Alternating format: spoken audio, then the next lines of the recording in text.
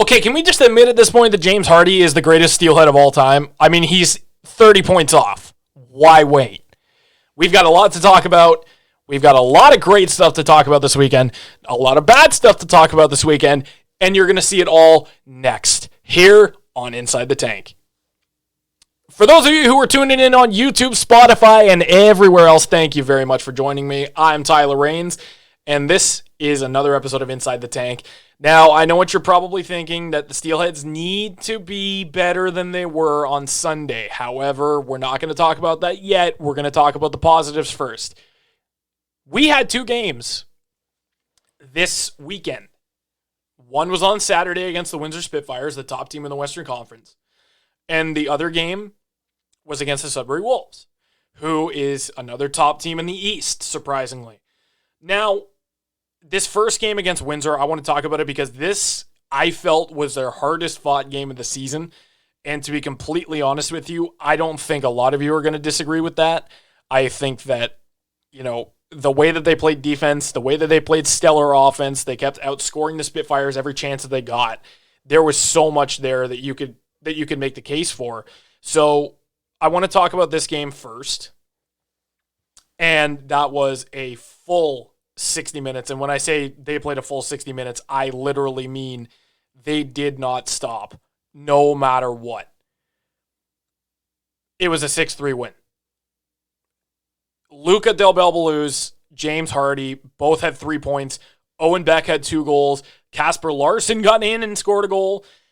That's what you like to see. That's the kind of full team effort that you like to see. The offense was firing on all cylinders. Alessio Baglieri played solid in goal. You saw Ethan Del Mastro and Charlie Callahan breaking up passes, blocking shots. They did everything that they were supposed to do on the back end.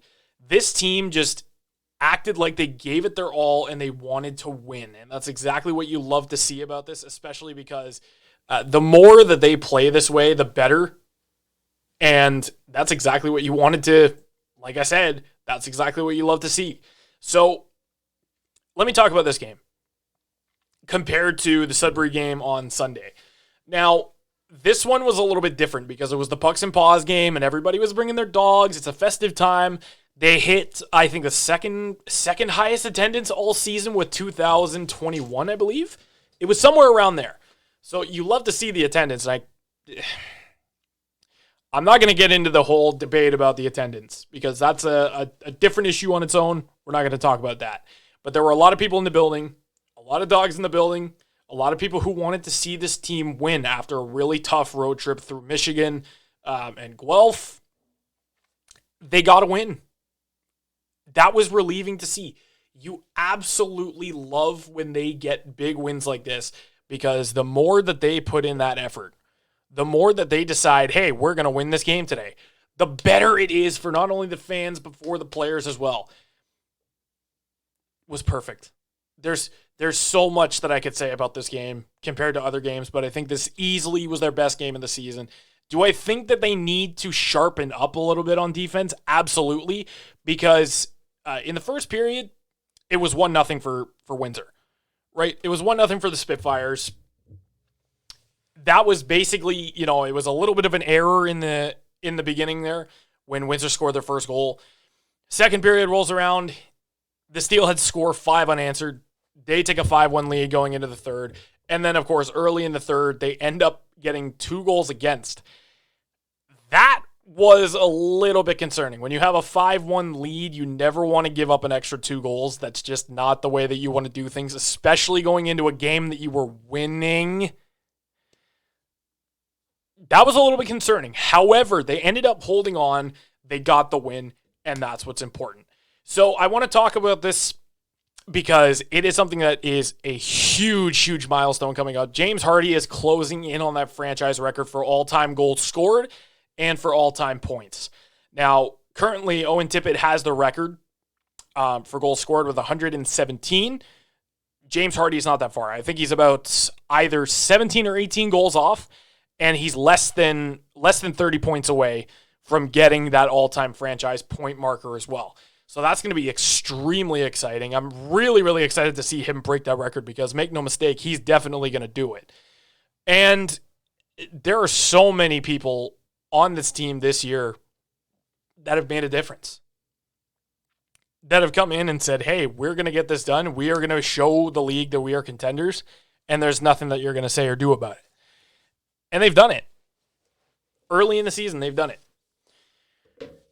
However, they have the best game of the season on Saturday night against the Windsor Spitfires. They go into Sudbury. Looks like they're poised to win the game. Yeah, that doesn't happen. They end up losing to the Sudbury Wolves 8-4.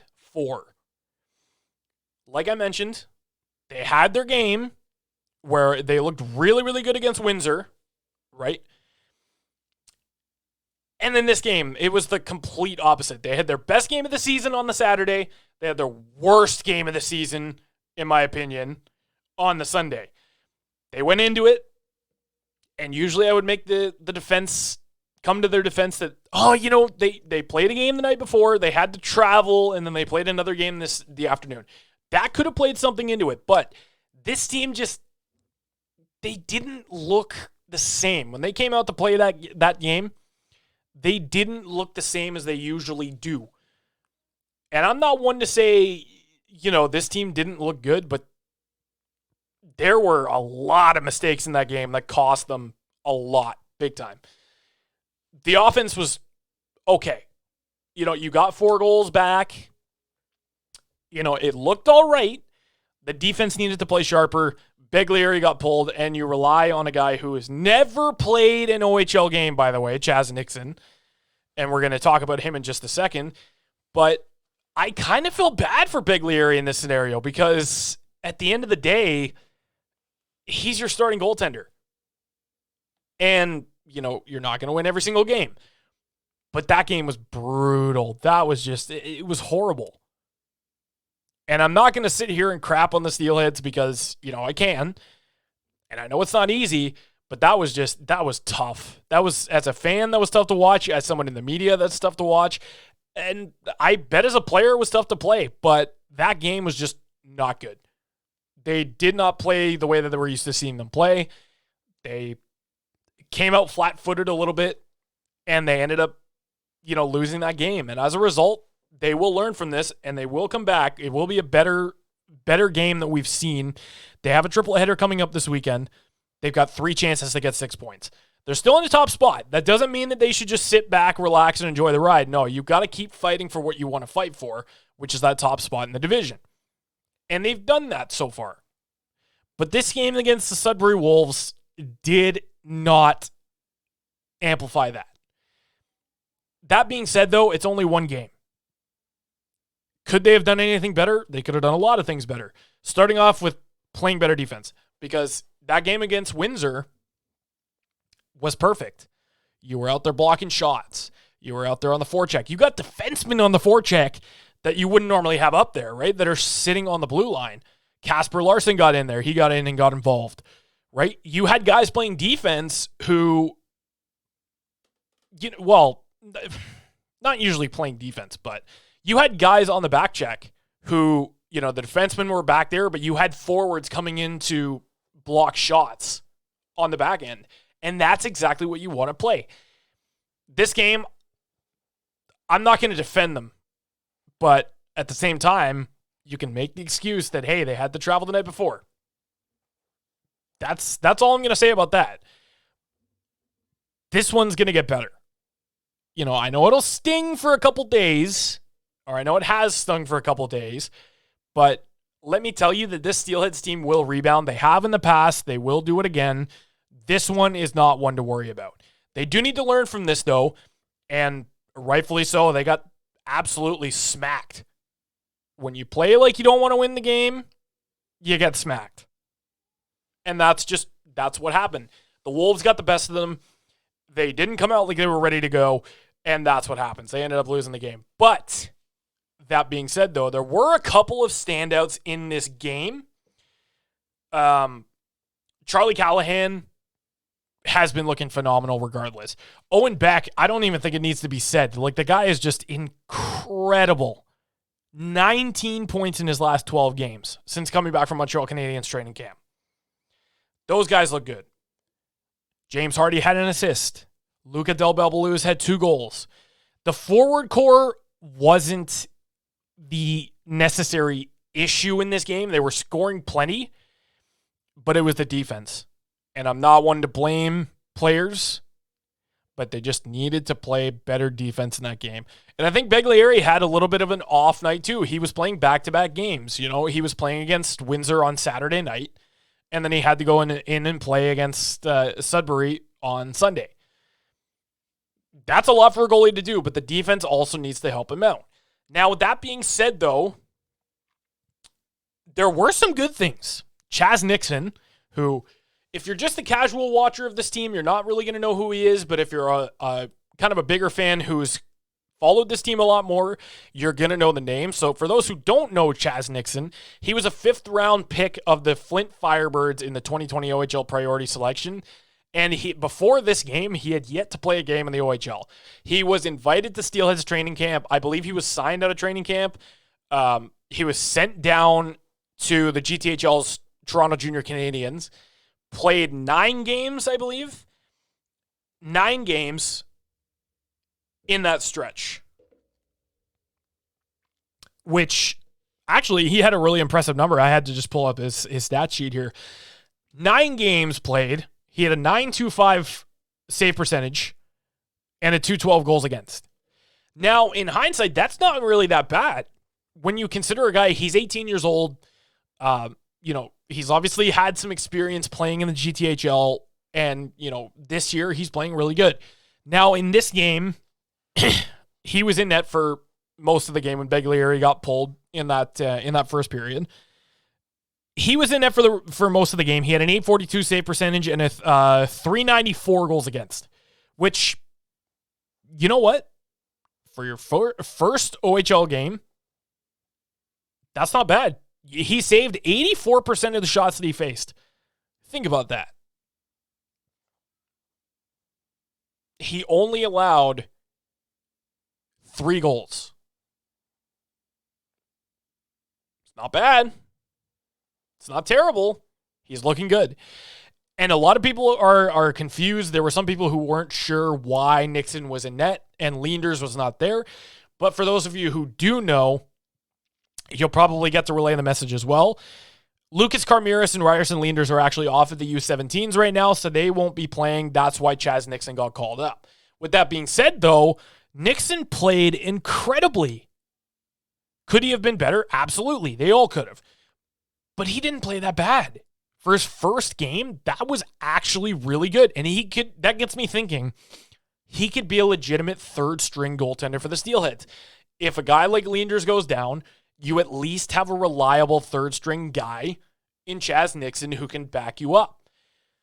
Right? Or if Beglieri, God forbid any of them go down, but if any one of them go down, you have a solid backup goaltender in Ryerson Leenders, right? You have a solid starter in Alessio Beglieri, and then now you have a really solid 3rd-string goaltender in Chaz Nixon. What's not to love about that? You have some assurance in the goal, and that's exactly what you needed, and they addressed that. They went out and they addressed that, which is absolutely perfect. What did they do good in this game this weekend? What did they not do so well in this weekend? Well, first off, they played defense really, really well in the first game. It's like I said, they were out there blocking shots. They were out there cutting off the passes. They did a good job at shutting down Windsor's star players, which is nice. Ethan Medema didn't get a whole lot of space, which is out there when he was out there with Ethan Del Mastro and Charlie Callahan, which was really, really good. They put their power play to work. Their forward core was ready to play. Now, what they didn't do so well, and this is mostly going to be the game against Sudbury. I know I have a lot of criticisms, but rightfully so. So, they need to do a better job of cutting off Sudbury's depth. You had a lot of the depth forwards, and plus Andre Anania, who scored a couple goals as well. So you're definitely going to want to do a better job of cutting off their depth. Penalties. So many times during this whole season, and even in last season, we talked about the amount of times that the Steelheads need to stay out of the box. These two games were no exception. I think there was 18 penalty minutes in the Windsor game for the Steelheads, and I'm not sure how many were in the Sudbury game, but they need to stay out of the box. It's killing them. It's not doing them any favors. Though they have a decent penalty kill, it's not really doing them any favors. And the third thing that they really need to work on is those turnovers, because the more that they turn over the puck, the more scoring chances it creates, the more Beglieri and the defense have to work to get them out of it. Now, you're not always going to be able to avoid the turnovers, but when you are, try your best to avoid them, because that's, obvious reasons you don't want to get scored on. Now, there is a triple header coming up this weekend, and I believe it's against Kitchener, Hamilton, and then we're back home on Sunday to face Kingston. Those are going to be a couple of really tough games. Now, in order to win, they need to get back to that really sharpness that they played with on Saturday. They need to get back to that great defense that they played. Their forward needs to score an onslaught of goals. Like I said, their forward core is notorious for outscoring their opponents this season. I believe there's a stat 5-on-5 that they've outscored their opponents. I want to say 9 out of 10 home games, but I'm definitely wrong about that. But I know it's a very high number. Now, with that being said, though, I don't want to say that it's an easy weekend for the guys, but this is not a really tough weekend, because the Hamilton Bulldogs, they're not really looking to be competitive this year. I think they've proven that earlier in the season. The Kitchener Rangers are weaker than they were in previous years, but still pretty strong. Don't underestimate them. And then the Kingston Frontenacs, they lost most of their core last year. Again, don't underestimate them quite yet, but they're a lot weaker than they were last year. So this, should it be an easy win for the weekend? I don't think so. But at the same time, you can argue, yes, it should, because you're facing a team that, is way below 500 in Hamilton. You're facing a team who's below average in Kingston, and then Kitchener's really going to be the only challenge. But you need to take in, though, too, is that these teams recently have been fighting. And, I mean, they have lost their games by just a few goals. It's not really far. So with that being said, they just need to play that solid sharpness that they've always played with during, these last couple of games that they played, even in the Michigan road trip last weekend. They did play some sharp defense. They did play solid offense. Their goaltending was good. They just got outplayed. They need to find a way to outplay their opponents before they get outplayed. And I think that's a big thing going into this weekend. That's what you want to watch out for. Now, before we end off the episode for this week, I want to talk about something that is very near and dear to my heart. And, despite the fact that it still exists today in society, I want to talk about cancer. More specifically, breast cancer. Now, I've mentioned it on social media. If you haven't already done so, go and take a look at our post. The Steelheads just released their Pink at the Rink jerseys in support of breast cancer awareness. And all of the proceeds from the jersey auctions, yes, they will be auctioning off the jerseys, will be going towards the Canadian Cancer Society and in order to raise money for cancer research and to find a cure. So I'm going to put these jerseys, you can take a look at these right up here. This was from their Instagram earlier today. Personally, I really like these, and this is just an amazing cause that, you're definitely going to want to, if you're able to, bid on one of these jerseys. It's going to a great cause. And not to mention, these are really, really cool jerseys as well. So they have a bunch of different stuff that they're auctioning off. They're auctioning off the game-used jerseys. And these ones as well, there's a special little option, and I'll also show that up here. There is the mystery pucks. And this is the first time that I believe that they're doing this. These aren't game-used pucks, but they are autographed by the players. So what they're doing is they're packaging up one autographed puck per box. All of the proceeds, again, go to the Canadian Cancer Society and to raise money for cancer research and a cure. And how this one works is you get a random player on the team. You don't know who it is. It's packaged up, and as soon as you pick it up, you'll then know. So you don't know who the player is going to be yet, but there's a lot of really, really good potential for that. Do I think it's a cool idea? Absolutely. Do I think it's an amazing idea what they're doing to raise money for cancer research? Absolutely. Do I think you should buy a game to this or a ticket to this game? Abso-friggin-lutely. You definitely need to show your support. Wear your pink jerseys if you have any. Doesn't matter what team it is. Wear pink on that game, November 18th. wear pink. Show your support for those affected by breast cancer. Show your support by bidding on the jerseys, and show your support by being there on November 18th. For tuning into another episode of Inside the Tank. We will see you next weekend when the Steelheads wrap up their triple header, and then hopefully we'll have some good stuff to talk about.